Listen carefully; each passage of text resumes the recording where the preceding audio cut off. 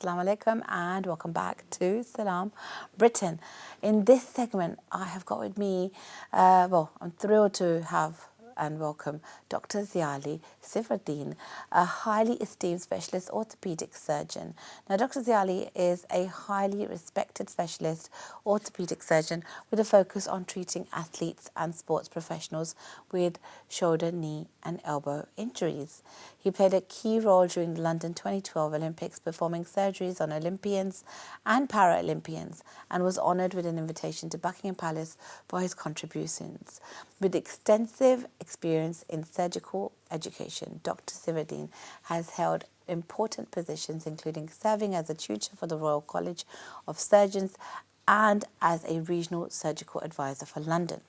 He has also been instrumental in the development of the sports and exercise medicine speciality. Today, we're super excited to have Dr. Sifruddin with us to discuss knee problems and knee pains, a topic that has vast experience for him. His research and teaching on sports-related knee injuries have made him a sought-after speaker and educator worldwide. How can knee pain effectively impact how can we effectively manage knee pain would probably one of the first questions that most of us would ask, including myself, to be honest, because I've recently noticed, and I said this earlier in the show, that I think I'm getting the knee pains, the starters, when they start cracking and hurting and getting a bit funny in the winter especially. So let's welcome Dr. Sifruddin. Assalamu alaikum, brother. How are you? Alaikum salam, Dr. Thank you. It's so good to have you back on the show. Obviously, last time you came, we spoke about an array of joint-related issues and exercise being quite important. And today, I see you've brought with you some, what would you call them? Some models. Some models to demonstrate how a knee looks beneath all of those layers of skin, subhanallah, and you're going to show us the pain, why, how, where it starts, and hopefully give us some tips on how to get better as well, inshallah. So my first question to you is, how does knee pain impact our mobility and overall daily activities that we're getting on with? Yes. So knee pain can cause lots of problems. The fact that we need our knees to walk means that it is a crucial joint. A lot of our upper limb joints, the shoulder, the elbow, the wrist, obviously you don't have to use them to walk. So I think knee pain particularly is very incapacitating. Yeah. And again, that's the reason why people sometimes have knee replacements. But I think a lot of people don't actually need knee replacements. A lot of people, you can, inshallah, stop them developing severe knee pain by catching them early. And like you mentioned you're getting cracking in your knees. And that is a sign, that's a sign of things developing. Yeah. And it's a sign that you can sort that out, and inshallah that'll stop arthritis developing. I mean, it's not just cracking. I'm going to avail this opportunity and really chew your ears off about my knee pain. It's not just cracking. Like, I have noticed when I'm climbing up the stairs, it feels like the stairs are creaking. Yes. And initially I thought it's the stairs, there's something wrong with the stairs in my house. Yeah. But then only recently I realised it's not the stairs, it's my knees. Yes. They're actually creaking. They're making this like crunching, churning sound, and it's scary. Yes. Because obviously, as you mentioned, knees are very, very important to our overall mobility, and they're taking on a lot of our daily weight, and the activities that we're doing are so dependent on having healthy knees. Yeah. So obviously, for me, this is one of my first early signs. I'm pretty sure there were many more that I completely missed because I'm so oblivious to being healthy, as my audience and viewers would know. But for the purpose of our audience, what are the early signs of knee-related issues? Yes. Well, to be honest, what you're describing is a key early sign. Oh, really? Good. Yeah, and no, it is. And lots of people have it. You're not the only person. And I'll just show you the model. One of the reasons to bring the model here was to try and hopefully demonstrate it actually. Yeah. In the sense that a lot of pain that people get when it's non-traumatic, obviously when people have an injury, there's an obvious cause, and that leads to the pain. But most people have, the vast majority of people have pain linked to your kneecap. So this is a model of the knee, and you can see the kneecap at the front. It's called the patella. You've got the thigh bone, the femur, which is here, and then you've got the shin bone lower down. If you were to peel this away, you can actually see that the kneecap is actually triangular. It's like a triangular structure. There's a pointy bit in the middle, and that sits in this sort of groove, which is like a triangular groove. So it sort of glides up and down in that groove. However, as we get older, you know, people 30s, 40s, 50s, and even people who are younger in their 20s, for whatever reason, and there are various reasons, I'll go on to that, the kneecap goes to one side.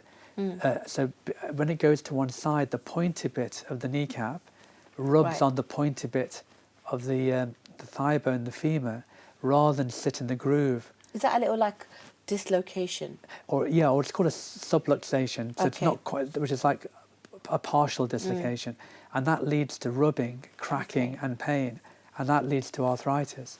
The commonest reason why people have the kneecap going over to one side is that our sedentary lifestyle, we spend a lot of time sitting at a desk or driving or commuting.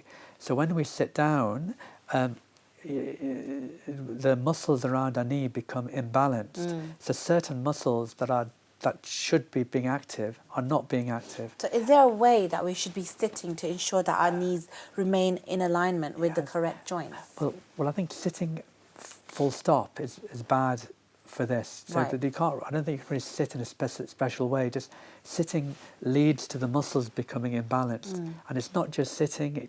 You know, people can have flat feet. If your feet are a bit flat. We spoke about that. Every time you walk, it puts pressure on your kneecap. Every step you take. And that step leads to your kneecap going to one side. So there's lots of things that cause muscle imbalance. So pregnancy can affect, as ladies get bigger, the muscles can affect the kneecap. Having high heels can affect the kneecap. Tell me about it. So there's a lot of things that can lead to your kneecap going out of position and causing this rubbing. And and if it's in the wrong position, every step, every bend of your knee leads to arthritis. And it's in essence a muscle imbalance. So seeing a physiotherapist to help that will make a big difference. But a good exercise that I sort of try and demonstrate to people, which normally helps that kneecap sit it back in its groove, is something called a straight leg raising exercise. Okay, I see. Which in essence, if you you can do this anywhere. You don't need to see a physio. And again, that's one of the reasons why I like it. You can just do it yourself. And similarly, ideally, you want to be as horizontal as you can. So if you lean back on a chair and lean back, keep your knees straight. And if you practice sort of lifting it up in the air, hold it for about 2 or 3 seconds. You know, feel all the muscles tension, and then back down again.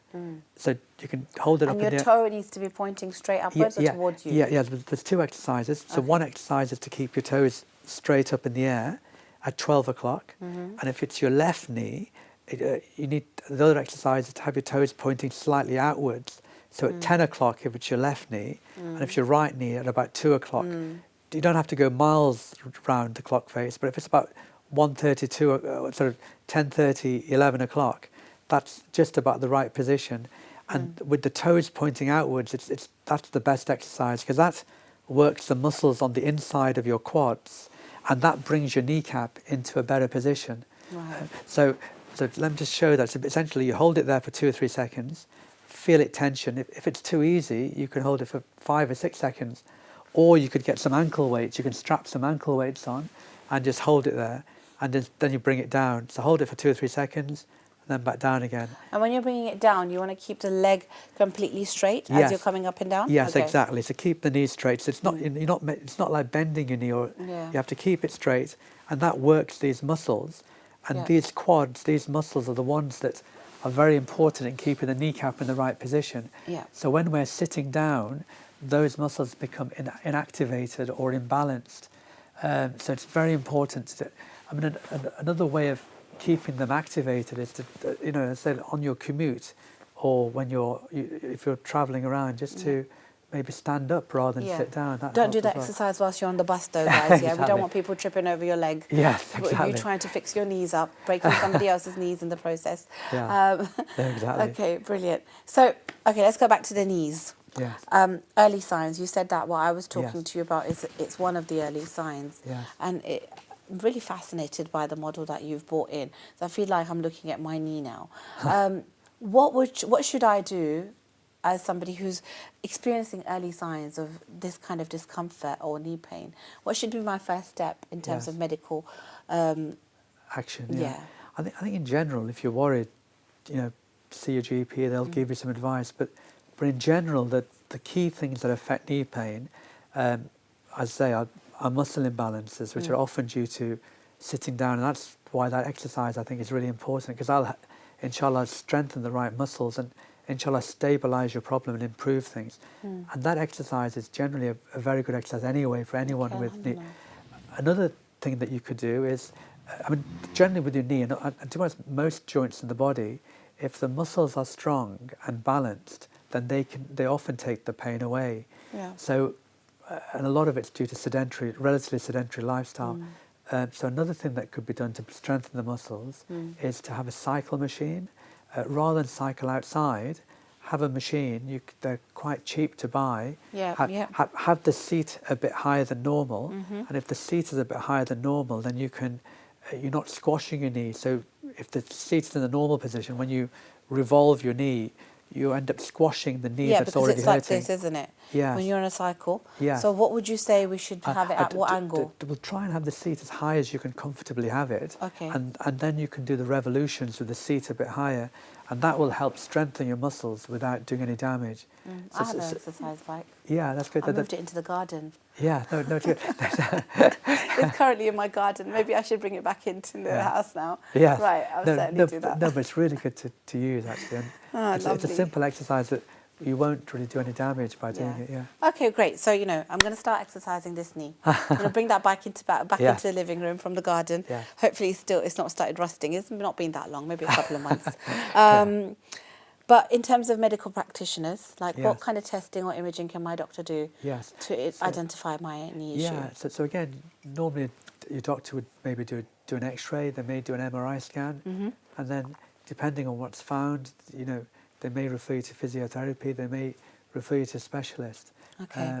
Sometimes you need an injection, sometimes you need surgery. But so, I'm really glad you mentioned the injection here, brother, because injections, they carry this myth, right? There's a lot of taboos associated with injecting your body, particularly your knees or joints, whether it's steroids or painkillers. And, quite often we'll go to an elderly and she'll be like, no, I didn't get the injection. It's very bad for you. And I'm like, you should have got it because you can't walk and you can't stand on your knees. So it's better you're pain-free than to be struggling with this. What is it about our community that is so stuck on not getting these medications or these relevant treatments, particularly injections? Yeah. Why? What is the myth behind it all? Tell me. Yeah, that's a good question. To be honest, my view with injections, and I think it's very, very important. A lot of people don't realise actually, but with injections, the key thing is, which I think everyone's aware of, or a lot of people are aware of, is that injections all wear off. Some people treat injections as the cure, but inevitably pretty much all injections wear off. Yeah. And the whole purpose of the injection is not to cure the problem, but primarily it's to help with the pain, loosen the structures around the knee or other parts of the body, to allow physiotherapy to work. Like I mentioned earlier on, almost all joint problems can be improved significantly by strengthening the right muscle groups. And if you strengthen the right muscle groups, then you can offload the pain, and then that sorts the problem out. So with any injection, if you don't have physiotherapy or strengthening exercises with the injection, then the injection is doomed to failure. So there's a very high chance that 3 months down the line, even if the injection works, that the patient will come back with the same pain as before. And that's because a lot of people just don't do the physiotherapy or are not referred to see a physio after they've had the injection. Yeah. So it's absolutely crucial that you see a physio afterwards. And again, that's why I'm so keen on emphasising things like strengthen the muscles, like Exercise, the right exercises. And again, physiotherapy is I think it's a good career for people to go into. Really? Yeah, I think I jobs. think it might be too late for me to have a career change. No, but for people who are watching, if people are looking for jobs, Yeah. I mean, in general, the NHS is a good employer in the sense that you generally have a job for life once you're on the NHS. Yeah, So, and physio, if you learn about physio, it helps you, it helps community. The vast majority of pains that I see, even the sports injury type pains, a lot of people in the elite athletes, a lot of things will get better with physiotherapy. Very few people need surgery. And I think the problem is that people come to you quite late on in the process. Rather than have physio early or correct things early, they come in a situation where they need to do things, or like with the model I was showing you with the knee model with the You're bones. talking about me now, doctor. Yeah, Not you. no, but with the bones rubbing Yeah. rubbing together, if the bones are rubbing and cracking and crunching, things break off, and because things break Oh, off. don't say that. Yeah, no, that's I'm exactly. going to stop walking on my left knee. I'm just going to hop on my right knee instead from now. Yeah, but certainly if you do this Yeah. exercise, I think it'll help you. Inshallah, Yeah. inshallah. Well, listen, look, I know you're a medic, you're a doctor, you're a Sorry, scientist. sorry. And you have got amples of research and medical, sound knowledge behind everything you're saying, and it's completely relevant, and I think it should be applied. But I'm going to call my mum and tell her I've got a knee problem or my knee's hurting. She's going to give me a typical desi auntie kind of remedy, Yeah. right? For example, turmeric in water and honey in the mornings.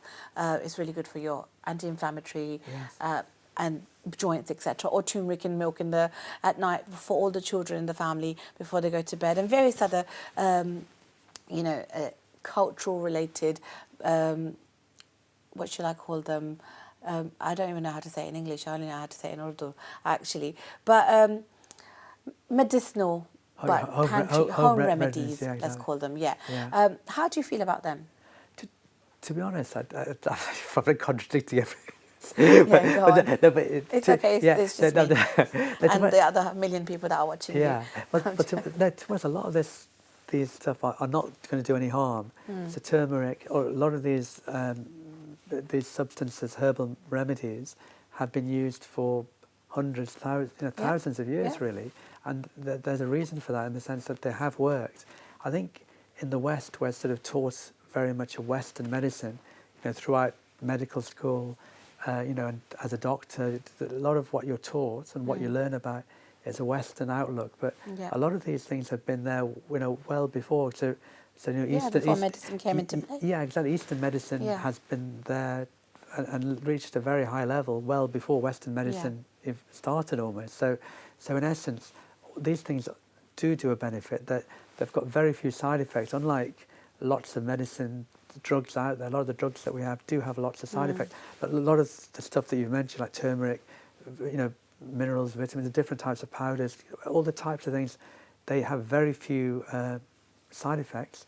Yeah. And in general, they're beneficial. So I don't really have any. No, don't mind, but the only key thing that but the key thing I would mention is just to do lots of strengthening work. Yeah, exactly. But definitely incorporating different elements of our medicinal means, it would be, it's just capitalizing or maximizing the benefit that you could give to your body, I suppose. Which brings me nicely onto non-surgical related treatments. So if your knees are now at a point where, injections are not working, right?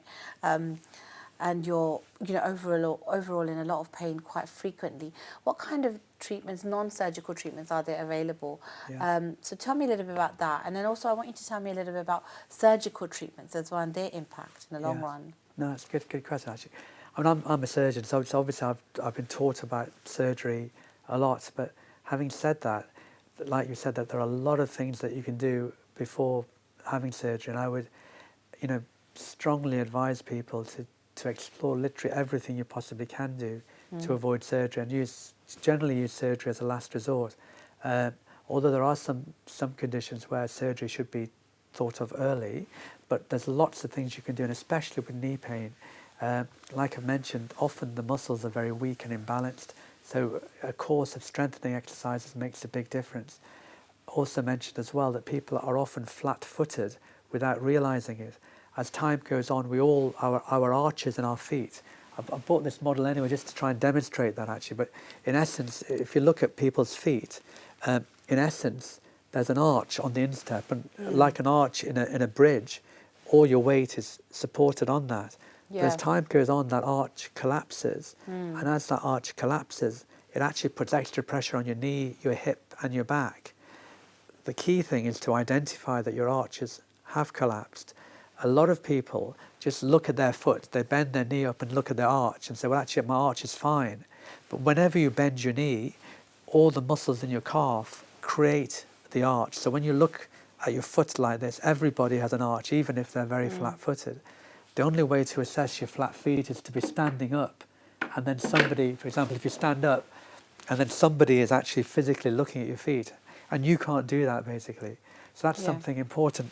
And we did that last time you came. Yeah, exactly. We had a chat afterwards. We all stood there looking at each other's arches and identifying who still had an arch and who didn't. Yeah, no, exactly. But it's fascinating what you're saying. Yeah, no, exactly. And I think the key thing is to, first of all, to identify, and then just having some arch support, so getting good shoe wear, which has that arch already incorporated, will often take away the pain in your knees. Or your back or your hips. Which writes off most of the shoes that the sisters have in their cupboards and shoe cabinets, because trust me, they are not arch friendly at all. No, that's a problem. I think a lot of people aren't aware of that. A lot of people, obviously it's nice to have stylish shoes, but they're not aware just how bad a lot of the stylish shoes are for your knees, your backs, your hips. Amazing. Sorry. Well, no, listen, it's always very insightful to have you on the show, and it's incredible. And I'm so glad you brought your models in today. They've really put things into perspective for me, to say the least. I hope for all the sisters that are watching as well, inshallah. Now, before I let you go, if I have any questions for you, Doctor, and I want to reach out to you, what are your handles? What do you mean? Like social media handles, or do you have it? Oh, no, exactly. So, I've got website, secretary. I'm very happy for people to contact directly for advice, and very happy. People often have loads of questions on all types of issues, and very happy for that kind of And plan was to, inshallah, and I've done some videos on some educative videos that are online, but plan is to do more and more. Yeah, please do. Bit summarising, something like this, summarising what we talked about. Absolutely. I think there's a dire need out there, and it's something definitely many of us don't know much about. So learning this, even if it's in short snippets of 20 minutes or 10 minutes, can have such a big impact. And I've learned an exercise today that hopefully is going to alleviate my knee problems. So inshallah, and I hope all the other audience that are watching us are also going to be doing the same. But as always, it's a pleasure to have you here. Thank you. And gnaw away at your brain with all the questions that I have. Before I let you go, I'm just going to ask you one final question. Does it make a difference in terms of age, like young versus old? Just say no. I'm joking. Say what you need to say. I mean, yes and no. Basically, age does have a bearing. But, of course. Everyone has these kind of problems. And like you've mentioned, the sooner you notice it and try and rectify it. And the key thing I perhaps didn't emphasise as so much was that the key is, I think, non-impact exercises. Because with, you could do lots of squats, jumping, running, which often strengthens your muscles, but actually makes the pain worse. So the straight leg raising or a cycle machine or a cross trainer, you're strengthening your muscles without jumping up and down to make it worse. But you're right, all ages are affected. But those exercises I've mentioned and what I've talked about, I think benefit all age groups. I've seen lots of people, elderly patients and younger patients, who are made a lot better